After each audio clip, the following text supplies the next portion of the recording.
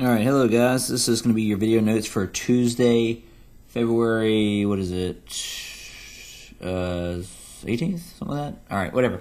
So we're going to be doing our notes for the day. Hopefully I'll be back tomorrow. We'll go back to normal in class. We'll see how things turn out. But we all left off with Hoover's foreign policy. This is chapter 34 material. We talked about the invasion of Japan, the Stimson Doctrine being how we said we only honor previous treaties. And that's essentially as far as it went. League of Nations in America doesn't really do anything in reaction to Japan taking over China. So now we're going to Latin America. So Hoover actively pursued friendly relations with Latin America. And that's something important knowing going forward in the 30s, that in the 1930s, Hoover is going to actively pursue a more peaceful, friendly relationship with Latin America. He pursues what will be later called the good neighbor policy. FDR will do the same. So they both pursue what's referred to as the good neighbor policy. He went on a goodwill tour of Latin America before his inauguration.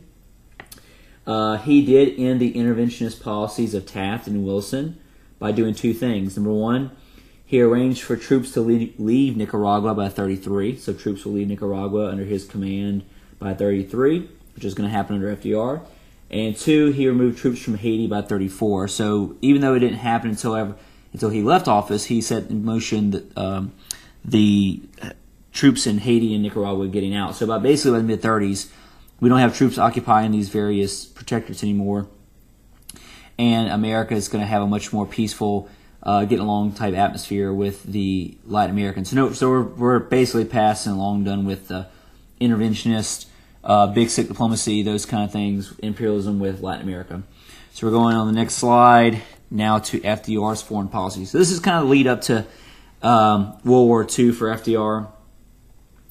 So FDR's first term, his first 4 years were dominated by the crisis at home, and he did help improve relations with foreign countries like Latin America, but it wasn't a whole lot to speak of in his first term because so much was focused on the New Deal. So first is good neighbor policy. So like I said, Hoover kind of started it. The FDR gets a lot of the credit also for the good neighbor policy. Good neighbor policy refers to our relationship with Latin America in the 1930s. In his 1933 inaugural address, FDR offered a policy of a good neighbor to Latin America.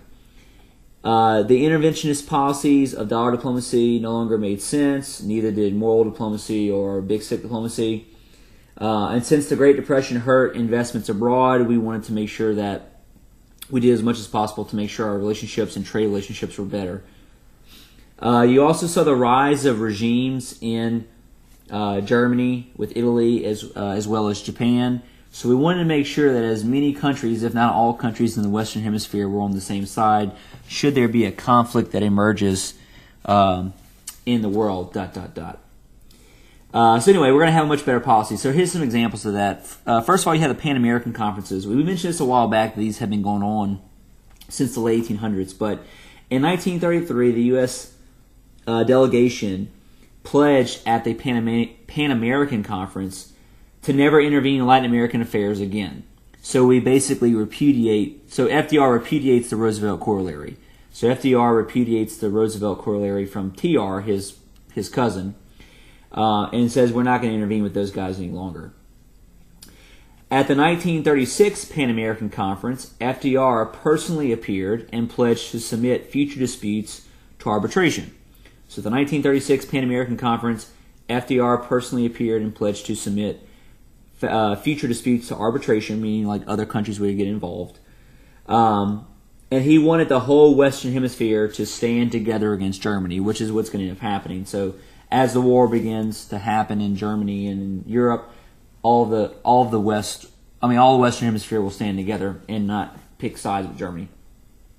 For Cuba, in 1934, FDR persuaded Congress to nullify the Platt Amendment, all parts except for Guantanamo Bay.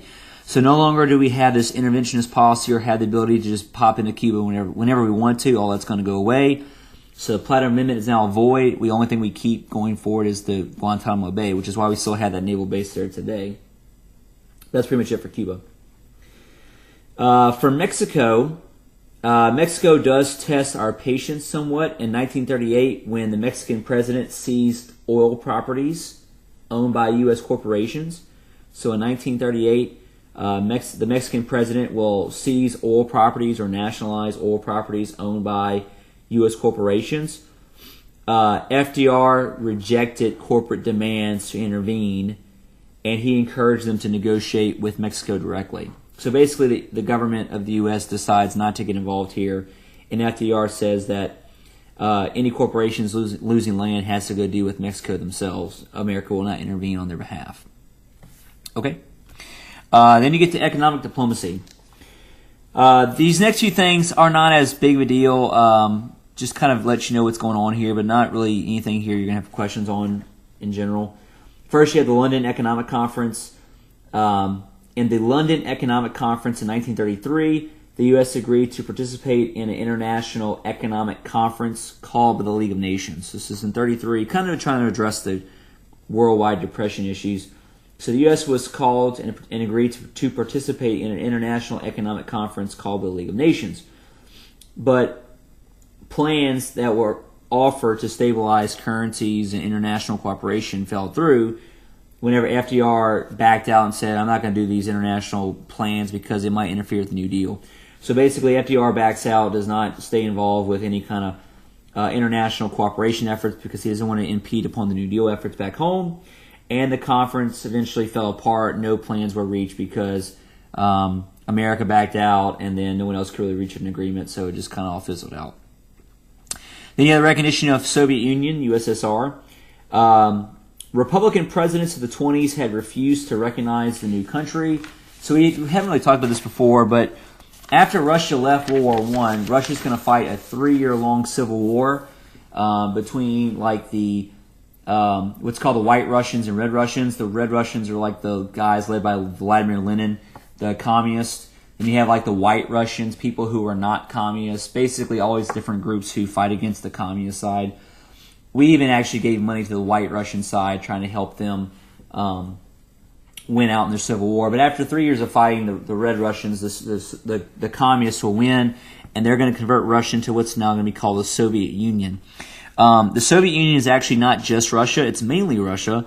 But as the name says, the Union is going to unite several countries. Mostly the stands. It's going to be like Russia, Uzbekistan, Kazakhstan, Tajikistan, so forth and so on. But that's what it means. It's like 13 or 14 countries, with Russia being the dominant country. And of course, Moscow will still be the capital. But it's not really just Russia any longer. So from this point forward until 1991, it'll be the Soviet Union or USSR.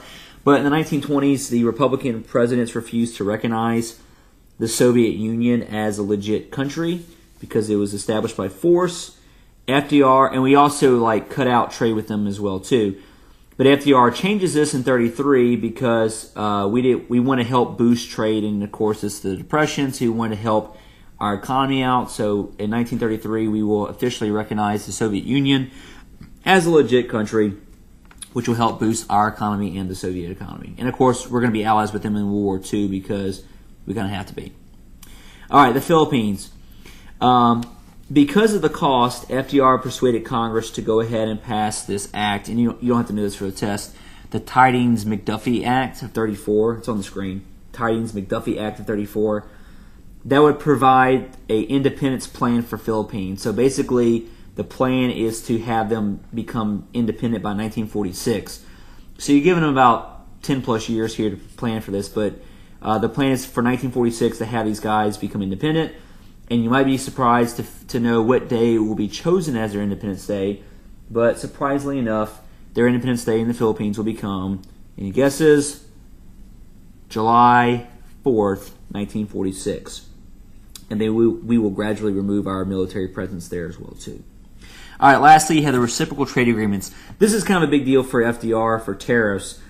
In the tradition of Wilson, FDR favored lower tariffs to help increase international trade. But the problem is because of what happened after the Depression started, so many people had raised their tariffs so high. So in 1934, FDR was given the power to reduce the tariff by 50% with nations that would reciprocate the offer, hence the name reciprocal trade agreements.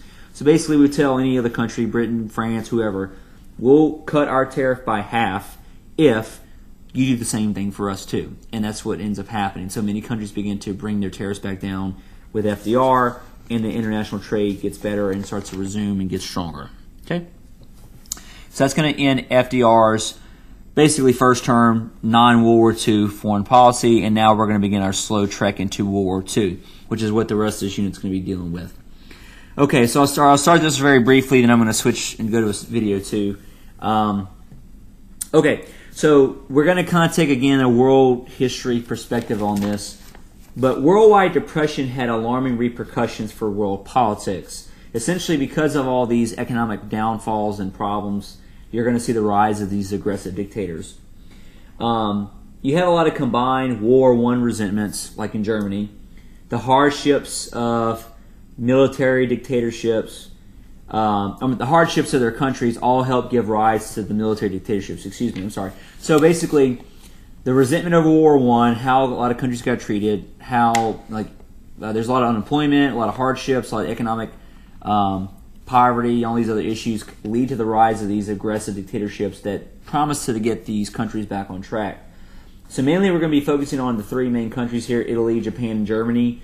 We'll talk also briefly about the Soviets as well too, but those three countries, Italy, Japan, and Germany, will become the, of course, Axis powers. More on it later on. So we'll stop here with video 1, and then we'll pick up video 2 and start talking about each individual country.